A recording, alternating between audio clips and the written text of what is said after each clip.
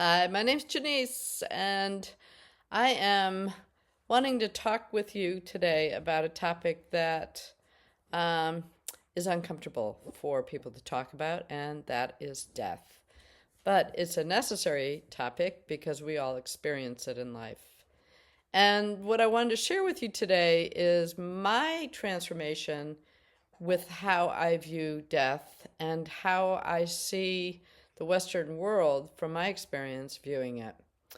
And so years ago, I went to Nepal, and on the itinerary for the city of Kathmandu was to go to a crematory site. And I thought, well, okay,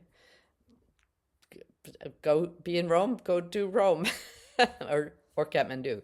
Um, so we went, and to my surprise, it was a very sacred experience at a Hindu temple with monkeys playing in the river and the bodies of those who have passed on the piers. Pyres, I'm not sure how to pronounce it, but they had marigolds. The families were there. It was very sacred. The temples were there.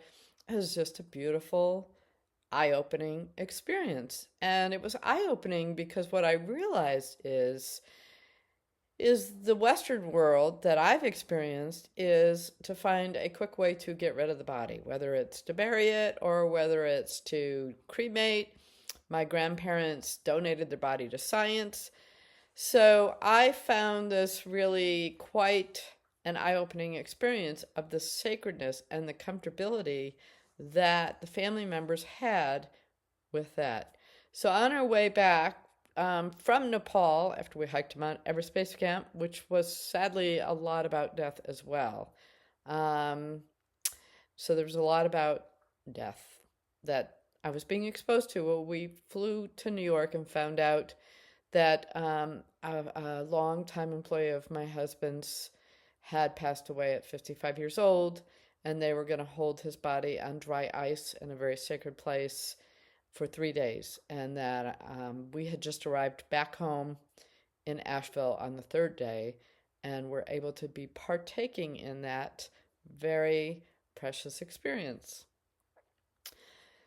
And, so my concept of how a body would be after 3 days on dry ice got totally dissed because there was no decay, no scent, very sacred.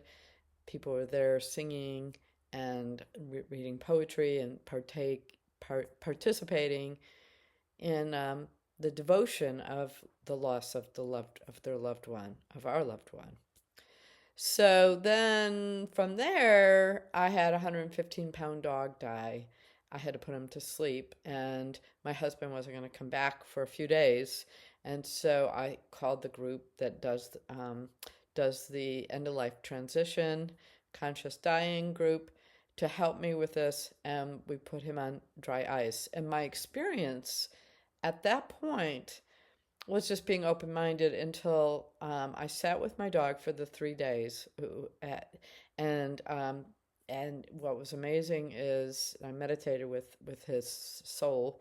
Is after 3 days I could feel his presence just fly out of his body, and that night I had a profound dream that um, in the dream he was a dog that became a horse, and he was free. So that was really beautiful.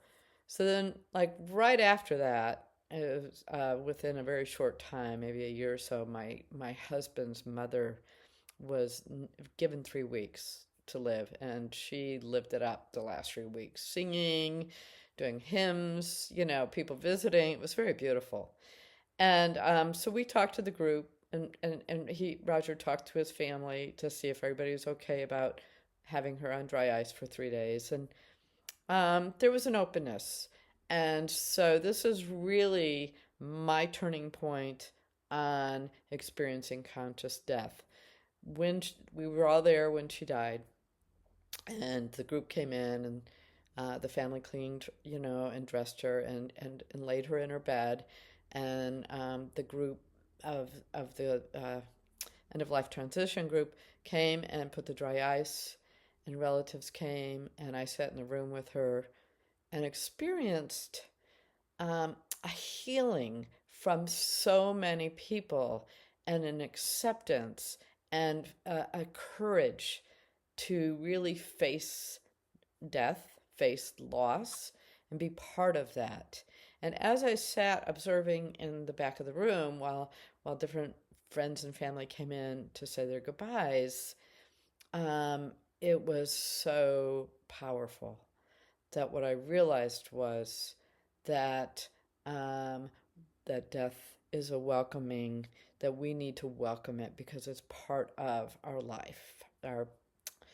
It's seasons, and the Buddhists talk about impermanence, and they talk about that a lot of our suffering is from holding attachments to wanting it to be permanent, wanting something to be staying.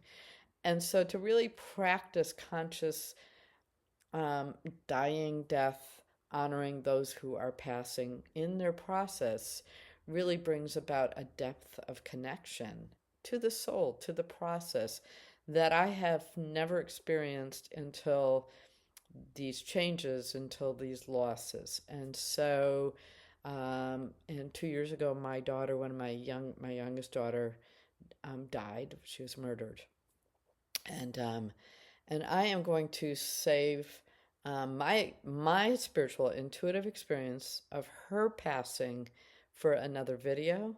But but had I not experienced this transformation in how I'm viewing death, um, I don't know where I'd be or how I'd be with that one, because I it was devastating.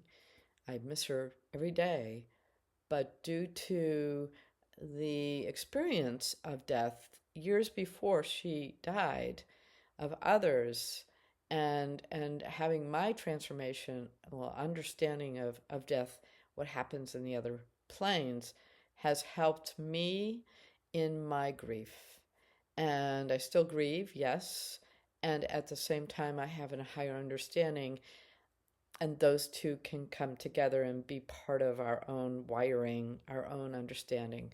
So I just want to leave this with you, that to really look deeply into your own heart on a death, and really not be afraid of it, and to recognize that it's part of the journey. The other thing I want to bring up in the